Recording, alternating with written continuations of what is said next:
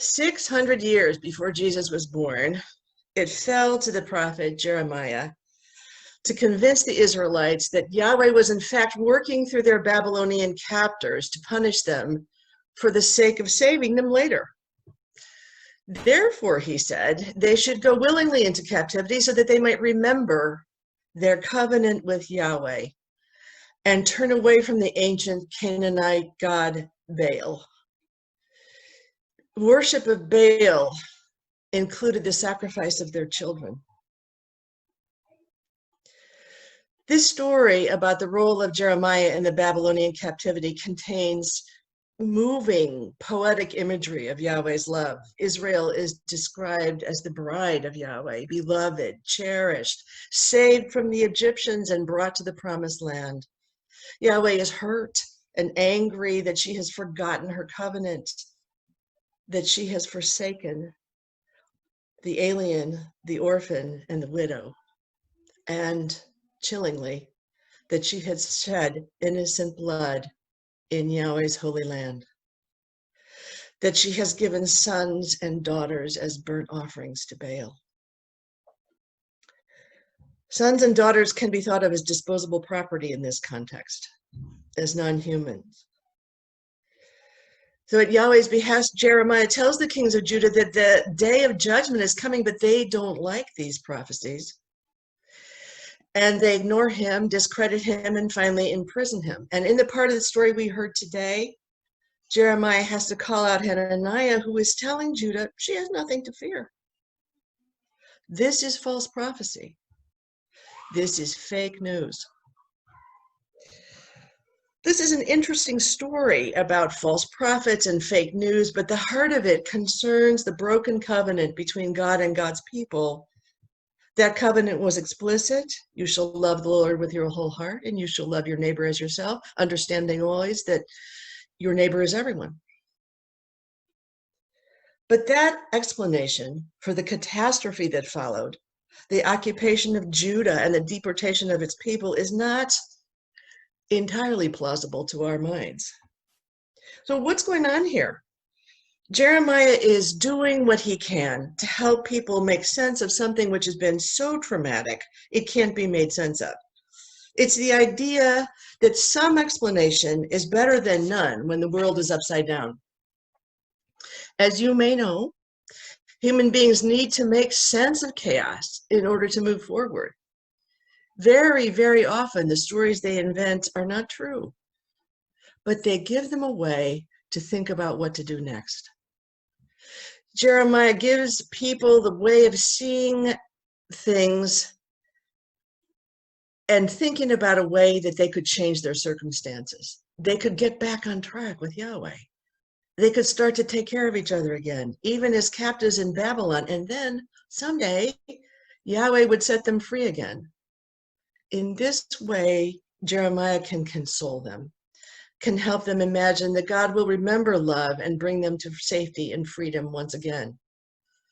Hananiah, on the other hand, with Babylon right at the door, is telling the people that there's no threat.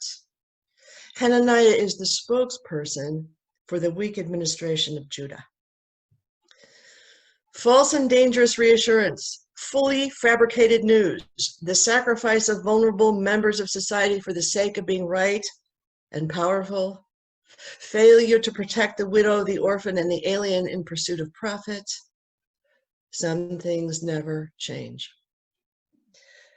I think we could also agree that despite our desire not to blame the victim, there is a part of our dominant cultural narrative that has described the suffering of our brothers and sisters who are so beleaguered as the consequence of their own actions. It's not so conscious, this blame. It's more like not seeing, not understanding, not wanting to know about how what we're doing might be adding to that suffering. If their suffering is retribution for their own failures, we are not culpable. But the economics of God's dream for us have nothing to do with retribution. As Paul tells us, we are not under the old imperial economic contract. Now we are not slaves to sin, but to righteousness. We are not passive in the work of God. We are instruments of justice, and when we are not standing for justice, we are perpetuating suffering. That's what salvation means, that we are all part of the work of God, which is mercy and justice forevermore. Justice is not retributive, but distributive. We are each part of the distribution system of God's mercy and God's provision for all of us. 2 days ago, someone told me with great sincerity that he wondered whether the pandemic is a cleansing operation to address the hopeless state of affairs in the world. That idea would fit with the worldview expressed in the book of Jeremiah. But one wonders what kind of God would demand that we sacrifice the body of our elders, our sick, and our people of color in payment for our carelessness. That would imply that God would choose to punish the people who are already being punished. There's nothing merciful about that. But there's some kind of truth.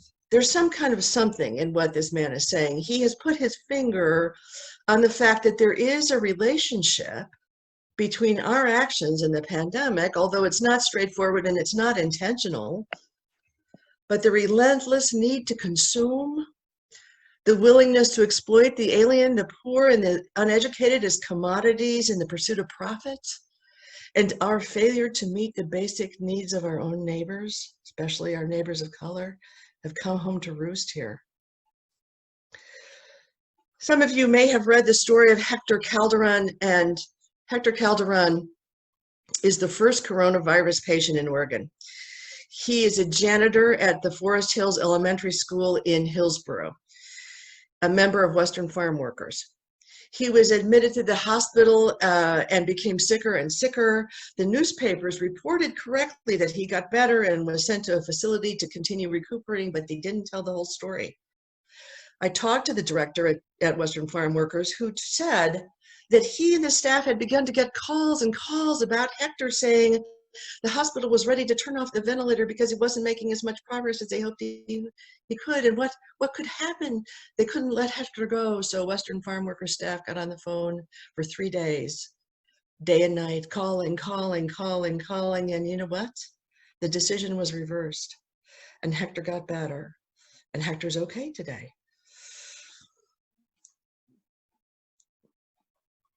The staff at Western Farm Workers couldn't help but notice that Hector is a poor immigrant without means and without advocacy.